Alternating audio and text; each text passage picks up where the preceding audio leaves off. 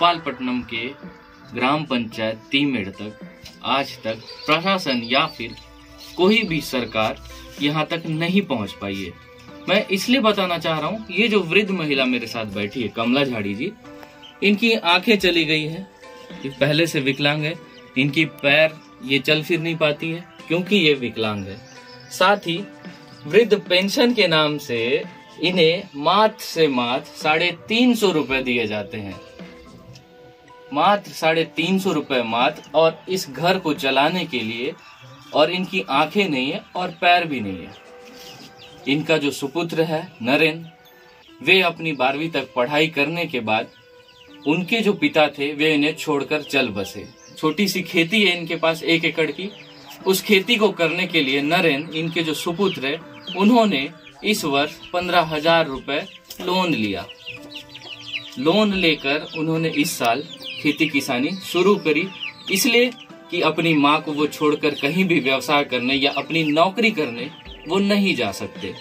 सवाल यही है, पिछले 3 बरस हो गए, नरेंद्र हमें बता रहे थे कि उन्होंने कलेक्टर के पास एक आवेदन दिया इंदिरा आवास के लिए, और उसके बाद ही एक आश्वासन ही मिला नरेंद्र को कि इंदिरा आवास में जो घर होता है वो मिल जाएगा। लेकिन यहाँ का सिस्टम ऐसा है, भोपालपट्टनम से 4 किलोमीटर पक्की सड़क जो हाईवे है, नेशनल हाईवे, उससे महज 200 मीटर की दूरी पर कमला जी का घर है।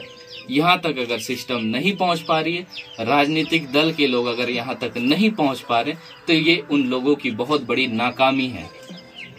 साथ ही नरेंद्र हमें बता रहे थे, जब भी चुनाव होता है तब राजनीतिक दल के जो लोग हैं वे यहाँ पर आते हैं वोट मांगने के लिए हाथ जोड़कर। तब भी उन्होंने नरेंद्र ने बताया कि उनसे शिकायत की, आश्वासन भर दिया गया उन्हें, और आज तक कभी भी कोई भी जो भी सरकार की योजना का लाभ इस परिवार को नहीं मिला।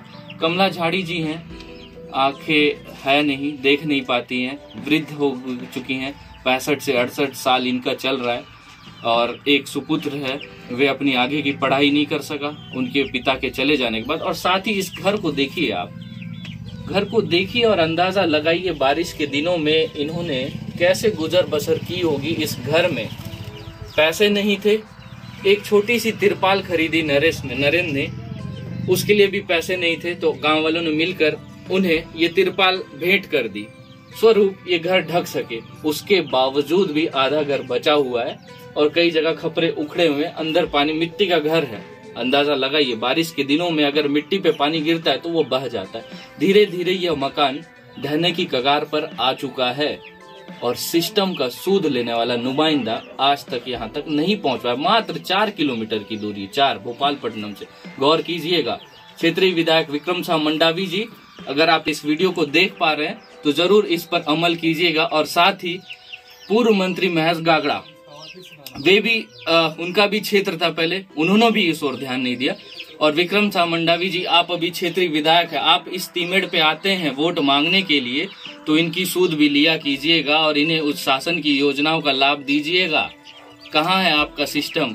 आपके सिस्टम पे बैठे भोपालपट्टनम के जो जिला पंचायत सदस्य बसंत राव टाटी जी, नरेंद्र ने हमें बताया कि टाटी जी भी आए थे हमारे पास वोट मांगने के लिए, लेकिन वे भी भूल गए कि जब हम वोट मांगने गए थे तो आखिर हमारी जो जनता है, जो उन्हें वोट देकर जिताती है, आप उन्हीं की सेवा नहीं कर पा रहे। कि इस कमला झाड़ी जो बुजुर्ग महिला है, इनके दर्द को समझिएगा और इनकी छत को देखकर आप एक अंदाजा लगाइएगा कि वाकई ये जो महिला और इनके सुपुत्र है किस दर्द से यहाँ पर गुजर रहे हैं। देखिएगा जरूर और इस पे अमल कीजिएगा। महिला का ये परिस्थिति है, हमको पता लगा 3 दिन पहले, तो हम लोगों ने आया, देखा ये स्थिति बद से बदतर है, जर्जर है, बहुत गंभीर मामला है ये भाई।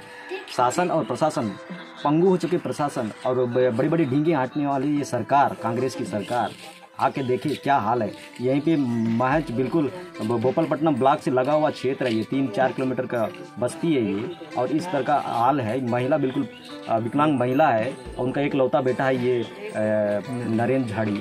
उनका देखरेख करने वाला कोई नहीं है, इनके पास रहने के लिए ढंग का घर नहीं है, इनके लिए कोई रोजगार नहीं है, इनके लिए विधवा पेंशन नहीं है, इनके लिए विकलांग पेंशन नहीं है, कुछ भी नहीं है इनके लिए, बिल्कुल बेसहारा है।